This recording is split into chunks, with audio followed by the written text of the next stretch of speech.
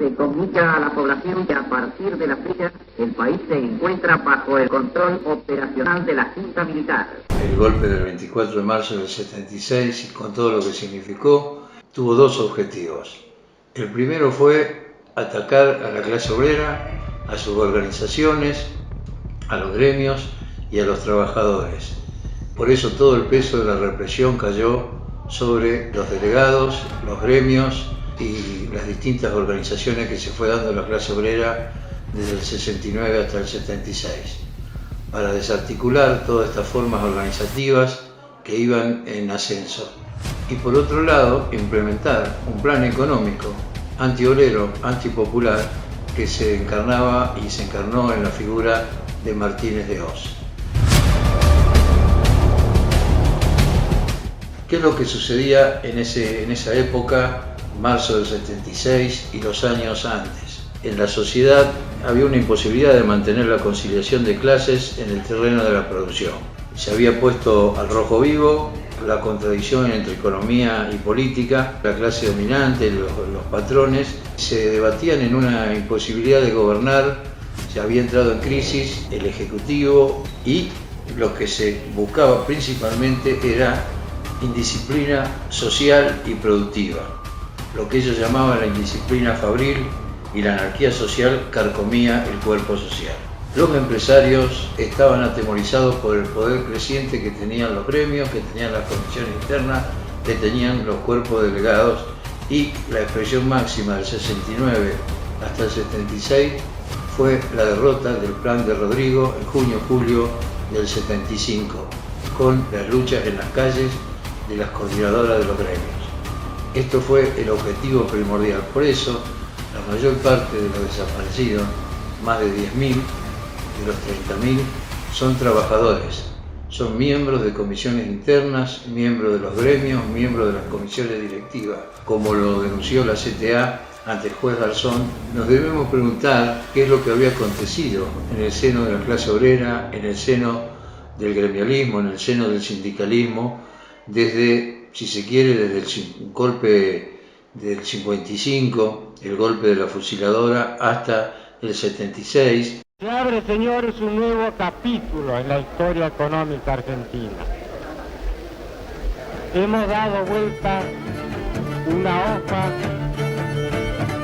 Lo que fue aconteciendo es que la clase obrera enfrentó todos los planes económicos antiobreros, todos los planes represivos que se implementaron durante este periodo. Se enfrentó con distintas formas organizativas que fueron pasando de una generación a otra, que se fueron trasladando de padres a hijos, en donde vivimos desde las tomas de fábrica, huelgas en 11.000 fábricas en el mismo día, un plan de lucha que tuvo 4 etapas, y fundamentalmente a partir del 69, los asos, los cordobazos, los rosariazos, el choconazo, el tucumanazo, todas esas instancias donde la clase obrera, a la cabeza, lo siguieron los estudiantes universitarios y el pueblo todo, enfrentó a las dictaduras de Onganía, Levington y Lanuse. Durante este periodo la clase obrera fue perfeccionando todas las formas organizativas y fue creciendo en poder dentro y fuera de la fábrica.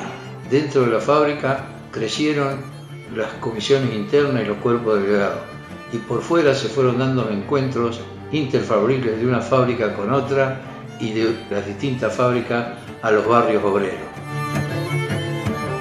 El proletariado en esa época acumuló muchas experiencias con cortes de ruta, con organizaciones interfabriles, y llegó hasta lo que decíamos, el máximo, que fue durante las luchas en el Rodrigazo. En esa instancia la clase obrera salió a defender lo conseguido en paritarias y obligó a la presidenta Isabelita a homologar lo conseguido en paritaria y la renuncia de algunos de sus ministros, como el caso de López Rega. Nosotros nos hemos juramentado en el ministerio a trabajar para el país, a trabajar todo lo que se pueda con honestidad. Si algún error cometemos, lo cometemos porque vamos a hacer algo. Los asalariados, a partir del 69, con sus luchas en el interior de las fábricas y en las calles, transformaron a toda la sociedad. Transformó a los partidos políticos de izquierda que estallaron, a los partidos populares que también entraron en crisis, al movimiento estudiantil que se sumaron a la lucha antidictatorial.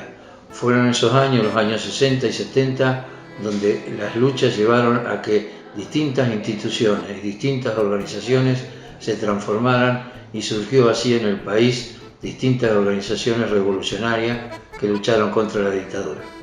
Todo el peso de la represión, como decíamos primeramente, cayó sobre la clase obrera y sus organizaciones gremiales, y durante todo el periodo después del 76 al 83, a pesar de la fuerte represión, inclusive con toma de fábricas por parte del ejército, entrando con los camiones, llevándose cuerpos enteros de delegados, las denuncias de los patrones, a los activistas, etc.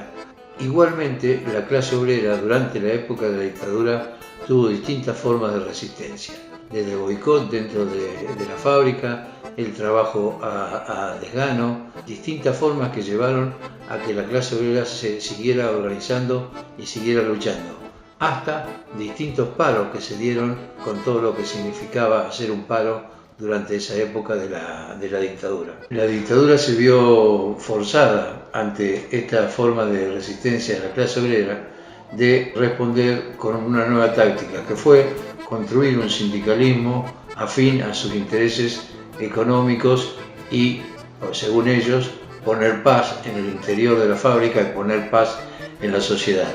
Si bien durante el 78 y 79 se mantuvo un nivel represivo alto, los trabajadores respondieron con nuevas formas de lucha, con paro sorpresivo, solidaridad entre los trabajadores, la clandestinidad dentro de las fábricas. Lo que no debemos olvidar es que hubo sindicalistas que colaboraron abiertamente con la dictadura, como en el caso de Triaca o de Rodríguez de Lesmata.